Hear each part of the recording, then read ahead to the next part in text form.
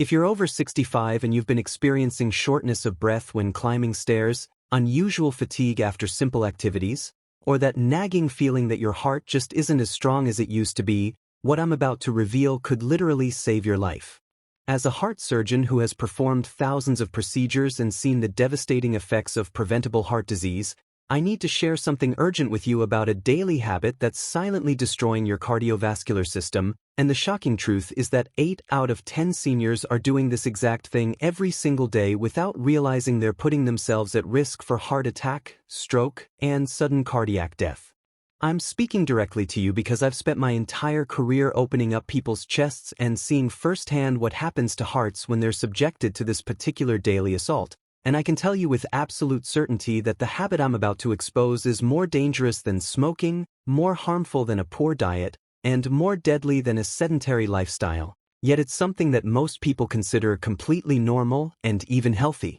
Before I reveal what this life-threatening habit is, let me ask you something that might sound strange but will make perfect sense in a moment. Have you noticed that you feel more anxious or on edge during certain parts of your day, especially in the morning or late afternoon? Do you find yourself feeling jittery, experiencing heart palpitations, or having trouble sleeping even when you think you should be tired? These symptoms that so many seniors dismiss as normal signs of aging are actually your heart's desperate attempt to warn you that something you're doing every day is pushing your cardiovascular system beyond its safe limits, creating microscopic damage that accumulates over years and decades until one day your heart simply can't compensate anymore. The daily habit that's silently killing seniors is something so deeply ingrained in our culture, so universally accepted as beneficial, that when I tell patients to stop doing it, they look at me like I've lost my mind. But here's what I see when I operate on hearts that have been damaged by this habit. I see coronary arteries that are constricted and inflamed, heart muscle that's been overstimulated and exhausted, and electrical systems that are misfiring because they've been pushed too hard for too long.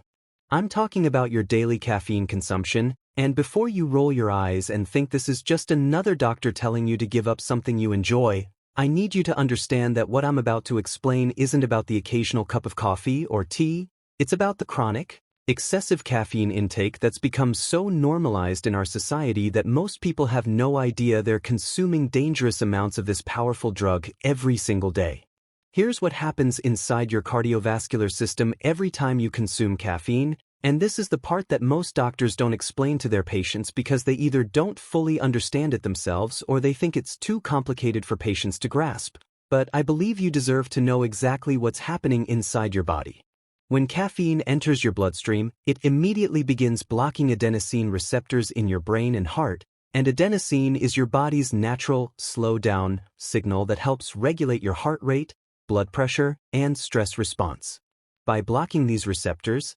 caffeine essentially removes your heart's natural braking system, forcing it to work harder and faster than it's designed to, especially in hearts that are over 65 years old and already dealing with the natural changes that come with aging.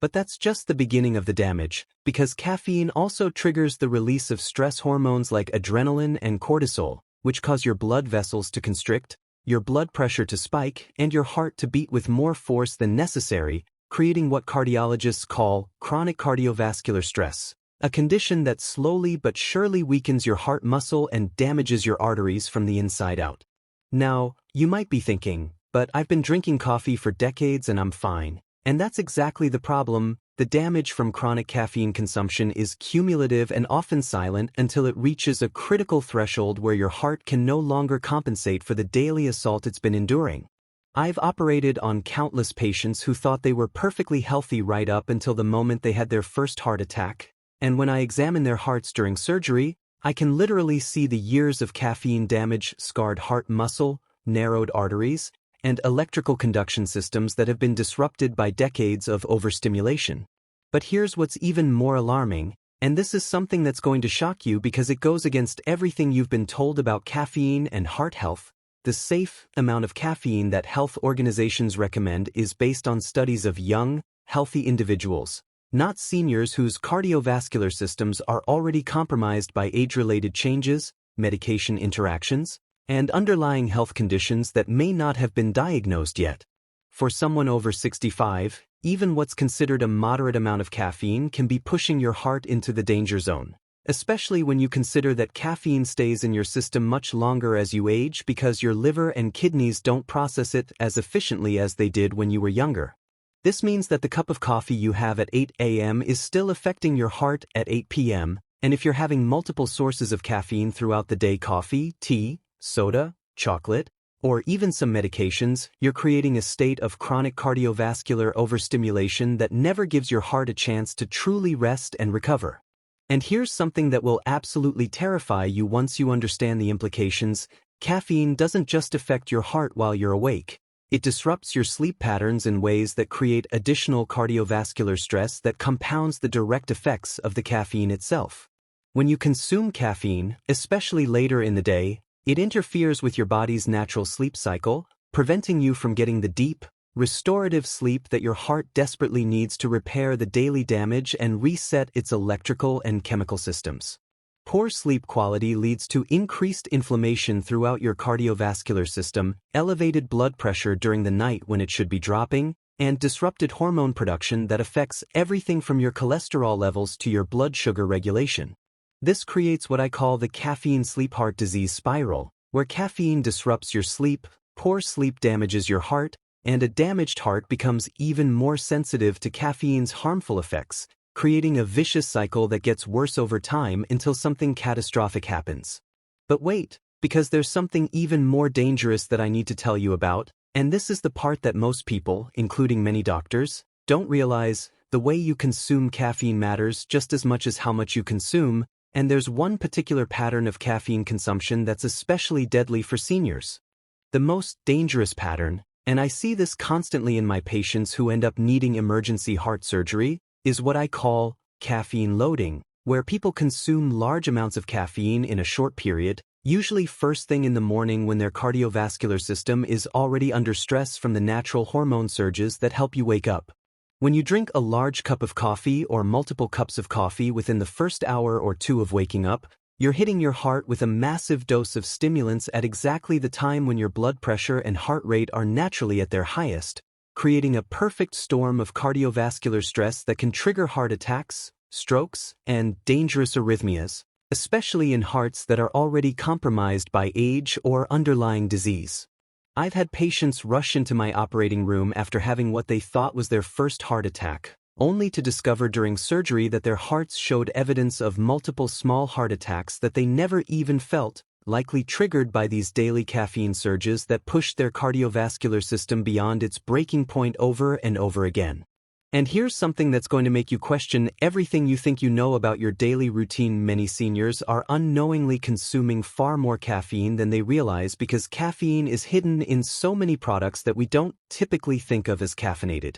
That chocolate you enjoy as an afternoon treat, those headache medications you take for minor aches and pains, that green tea you drink because you think it's healthier than coffee, even some flavored waters and supposedly natural energy supplements contain significant amounts of caffeine that add to your daily total, often pushing you well beyond safe limits without you even knowing it. I've had patients who swore they only had 1 cup of coffee per day, but when we did a complete caffeine audit of their daily routine, we discovered they were actually consuming the equivalent of 6 or 7 cups of coffee through various sources throughout the day, creating a state of chronic cardiovascular overstimulation that was slowly destroying their heart health. But here's what makes this situation even more dangerous for seniors specifically, and this is something that every person over 65 needs to understand. As you age, your body becomes less efficient at processing and eliminating caffeine, which means that even if you're consuming the same amount of caffeine you've always consumed, the actual impact on your cardiovascular system is significantly greater now than it was when you were younger.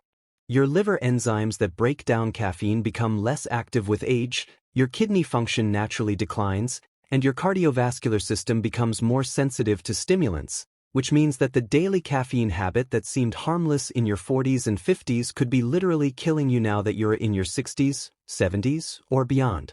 Additionally, many seniors are taking medications that interact with caffeine in dangerous ways, amplifying its effects on the heart and creating potentially deadly combinations that most people and even some healthcare providers don't recognize. Blood pressure medications, heart rhythm medications, blood thinners, and even some antidepressants can interact with caffeine to create unpredictable and dangerous effects on your cardiovascular system, yet most people continue their daily caffeine consumption without any awareness of these potentially fatal interactions. Now, I know what you're probably thinking at this point. This sounds terrible, but what am I supposed to do? I've been drinking coffee or tea for decades, I enjoy it, and the thought of giving it up completely seems impossible. And I understand that reaction completely, because I've had this conversation with thousands of patients over the years, and I want you to know that I'm not asking you to go cold turkey or eliminate every source of caffeine from your life immediately, because that approach often leads to failure and can actually create its own set of cardiovascular problems due to withdrawal effects. What I'm going to share with you now are the specific strategies that I've developed over years of helping heart patients reduce their caffeine intake safely while actually improving their cardiovascular health, energy levels, and overall quality of life. And these strategies are designed specifically for seniors who want to protect their hearts without feeling like they're giving up everything they enjoy. The first strategy, and this is absolutely crucial for your safety, is what I call graduated caffeine reduction, which means reducing your caffeine intake slowly and systematically over several weeks to avoid the withdrawal symptoms that can actually stress your cardiovascular system and make you feel worse temporarily. Instead of cutting your caffeine intake in half immediately, start by reducing it by just 25% for the first week. If you normally have 4 cups of coffee, reduce it to 3 cups, or if you have 2 cups, reduce it to 1.5 cups. This gradual approach allows your cardiovascular system to adjust slowly without triggering the rebound effects that can actually increase your risk of heart problems during the transition period. During the second week, reduce your intake by another 25% of your original amount and continue this pattern until you reach what I consider a heart-safe level for seniors, which is no more than 100 milligrams of caffeine per day, roughly equivalent to 1 small cup of coffee or 2 cups of tea. The second strategy addresses the timing of your caffeine consumption, and this can make a dramatic difference in how caffeine affects your cardiovascular system. Instead of consuming caffeine first thing in the morning when your cardiovascular system is already under natural stress, wait at least 1 hour after waking up before having your first caffeinated beverage, and make sure to have it with food to slow the absorption and reduce the impact on your heart rate and blood pressure. More importantly, establish a caffeine curfew, where you stop consuming any caffeine at least 8 hours before bedtime, because even small amounts of caffeine consumed in the afternoon or evening can disrupt your sleep and create the cardiovascular stress cycle I mentioned earlier. For most seniors, this means no caffeine after 12 p.m. if you go to bed at 8 p.m., or no caffeine after 2 p.m. if you go to bed at 10 p.m. The third strategy involves replacing high-caffeine beverages with heart-healthy alternatives that can provide energy and enjoyment without the cardiovascular risks, and I've found that patients who focus on adding beneficial drinks rather than just eliminating caffeine are much more successful in the long term. Green tea contains less caffeine than coffee and also provides L-theanine, an amino acid that helps counteract some of caffeine's negative effects on the cardiovascular system,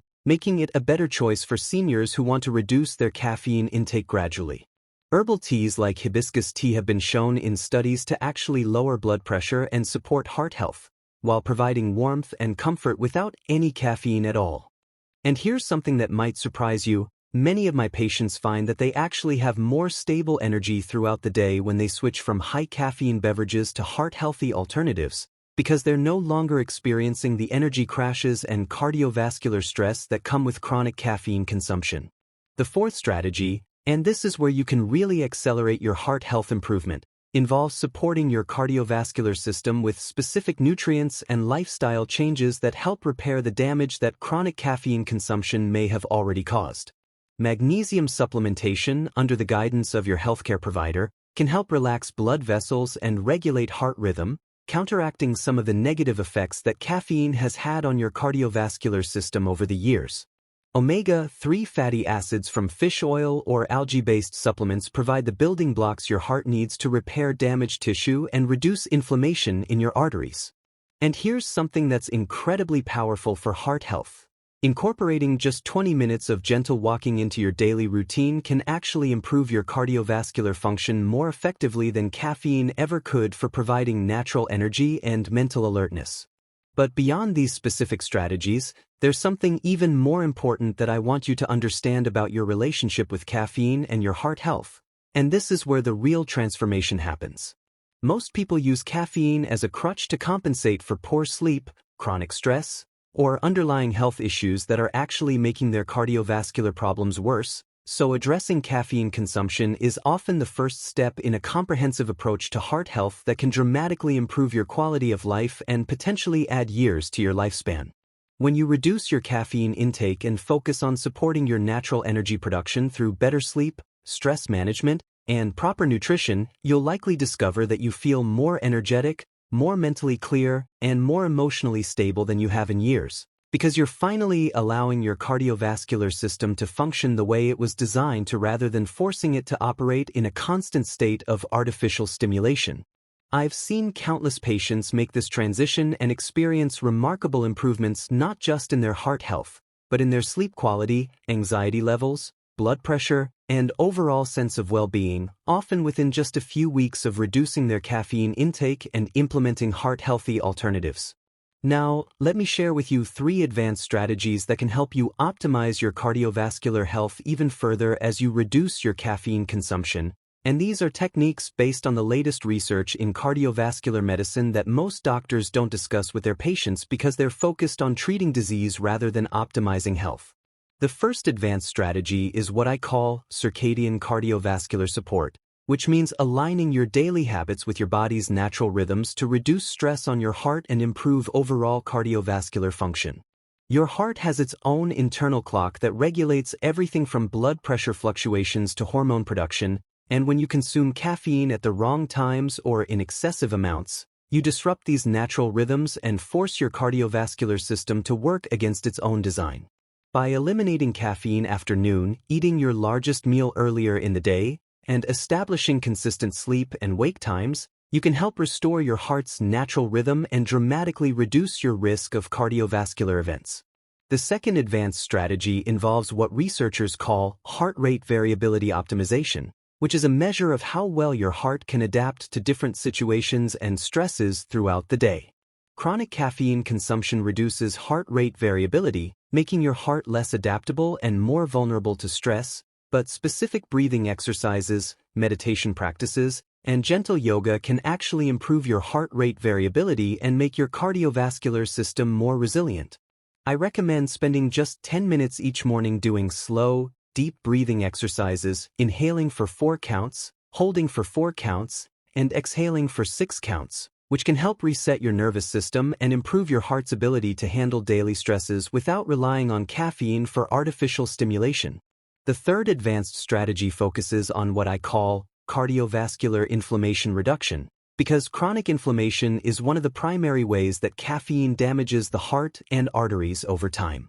Anti-inflammatory foods like berries, leafy greens, fatty fish, and nuts can help counteract the inflammatory effects of past caffeine consumption while providing nutrients that support heart health. Turmeric and ginger, either as supplements or incorporated into your meals, have powerful anti-inflammatory properties that can help heal damaged blood vessels and reduce your risk of heart attack and stroke. And here's something that's particularly important for seniors. Maintaining adequate hydration with pure water throughout the day helps your cardiovascular system function more efficiently and can actually reduce cravings for caffeine because dehydration is often mistaken for fatigue. But here's what I really want you to understand on the deepest level, and this is the message that I wish I could share with every senior personally. Your heart has an incredible capacity to heal and improve its function when you remove the stressors that have been damaging it and provide it with the support it needs to thrive. Unlike some organs that can't recover once they're damaged, your cardiovascular system can actually regenerate and repair itself remarkably well when given the right conditions,